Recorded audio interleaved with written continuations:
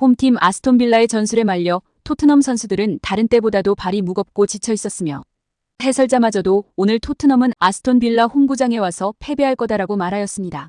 하지만 주장 손흥민 선수는 결코 포기하지 않으며 끝까지 포기하면 안 된다라는 걸 말하는 듯 끝까지 포기하지 않으며 우리는 반드시 승리할 것이다라고 말하듯 동료들을 자극하였습니다. 왜 아시아 선수인 손흥민이 토트넘 주장이 되었는지 보여주듯이 끝까지 포기하지 않는 집중력과 우리는 반드시 이긴다는 집념으로 상대팀에게 응원을 하지 않는 6만 가까운 아스톤 빌라 홈 관중까지 소니를 외치며 기립박수를 보내는 보기 힘든 장면이 벌어졌는데요. 이날 토트넘과 아스톤 빌라의 경기가 끝나고 엄청난 해외 반응에 대해 알아보겠습니다. 이날 경기는 4위인 아스톤 빌라가 5위인 토트넘보다 5점을 앞서고 있는 상황이며 이번 경기에 만약 토트넘이 지게 되면 8점 차까지 벌어지는 양팀 각각 6점을 주거나 가져오게 되는 정말 심리적으로 힘든 경기였습니다. 또한 주장 손흥민 선수가 더욱 힘들었던 이유 중 하나인 히샬리송의 부상으로 본인의 포지션이 아닌 원톱 포지션으로 무거운 책임을 가지게 되었다는 것이죠. 토트넘 입장에서는 지고 있는 상황이라 아스톤 빌라보다 더 힘들고 중요한 경기이고 토트넘이 이기기는 쉽지 않을 거라는 전문가들의 말처럼 토트넘은 아스톤 빌라의 전술에 말리고 비까지 오는 더욱 힘든 상황에 아스톤 빌라 홈구장이라 토트넘 선수들은 더 위축되었습니다. 이렇게 원정 경기에 비까지 내리는 상황과 손흥민 선수를 집중 마크하는 아스톤 빌라 팀을 상대로 고도의 집중력을 보여준 손흥민은 스피드를 이용한 전방 압박과 8시즌을 연속으로 20개의 공격 포인트에 엄청난 기록을 달성하였습니다. 이날은 파페라타르 사르, 이브 비수마, 제임스 메디슨 등 부상에서 회복되어 투입되고 우리의 캡틴 손흥민 선수도 국대에서 입은 심리적인 부상과 손가락 부상도 많이 회복된 상태였습니다. 하지만 아스톤 빌라 또한 매우 중요한 경기였기 때문에 올리 와킨스 선수를 중심으로 주전급 선수들을 전부 풀가동하여 출전하였습니다. 토트넘은 경기 초반부터 이브 비수마 선수가 치명적인 실수를 하면서 아스톤 빌라에게 슈팅 찬스를 반복하여 내주는 등 수비가 매우 불안한 모습을 보여주었습니다.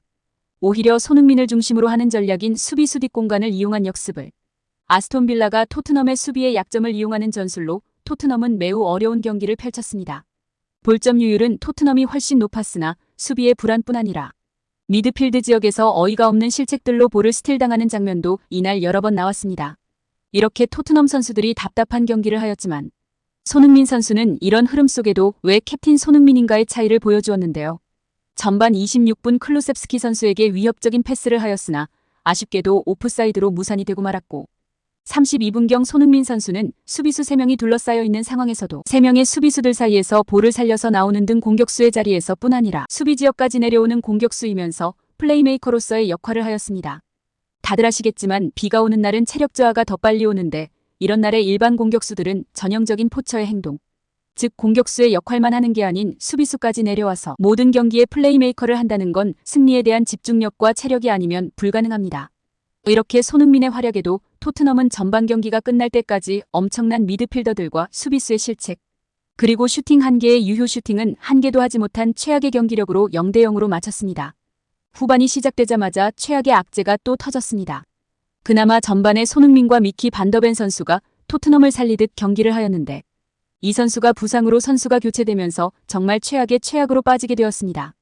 하지만 이 상황에서도 주장인 손흥민 선수는 동료 선수들에게 계속해서 박수를 치며 격려를 하였고 드디어 50분경 사르 선수가 크로스를 올리고 메디슨 선수가 골을 넣으며 리드를 잡게 되었습니다.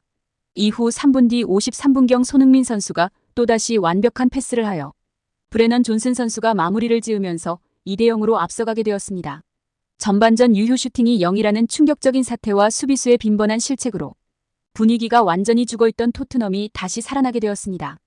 두 번째 골에 손흥민 선수의 패스를 BBC 해설진들은 그냥 단순하게 패스를 한 게 아니다. 손흥민 선수의 움직임을 보면 브레넌 존슨 선수가 완벽하게 볼을 넣을 수 있는 상황까지 수비수와 대치하다 완벽한 찬스가 왔을 때 어시스트를 한 것이라고 극찬을 하였습니다. 하지만 한 골을 먹히면 분위기가 뒤집힐 수 있는 상황이라 조금은 불안한 상황에 66분. 아스톤 빌라 존 맥긴 선수가 우도기 선수에게 위험한 태클을 하여 퇴장을 당하면서 토트넘의 승리가 더욱 확실해졌습니다.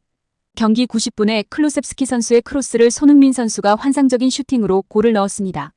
이렇게 승리한 토트넘은 53점을 기록하게 되면서 아스톤 빌라보다 1경기를 덜 치른 지금 2점 차이로 아스톤 발라를 제치고 자력으로 4위까지 올라갈 수 있는 상황을 만들어냈습니다. 이날 경기 두 팀 모두 정말 열심히 뛰었고 이렇게 두 팀 모두 중요한 경기에서 동료팀들의 말도 안 되는 실수에도 단 한 번도 화를 내지 않고 동료들을 믿고 격려해주며 전반전 상황이 너무 안 좋은 걸 파악한 후 불안한 수비를 돕기 위해 수비진까지 내려와 팀을 이끄는 주장 손흥민과 트트넘 선수들에게 아스톤 빌라 팬들마저 박수를 치는 상황이 나왔습니다. 국가대표팀에서 너무나 힘든 시기를 보냈던 손흥민 선수가 컨디션을 찾아가는 모습을 보니 정말 다행인 듯합니다. 다음번에도 핫한 정보로 찾아뵙겠습니다. 구독과 좋아요 꼭 부탁드려요.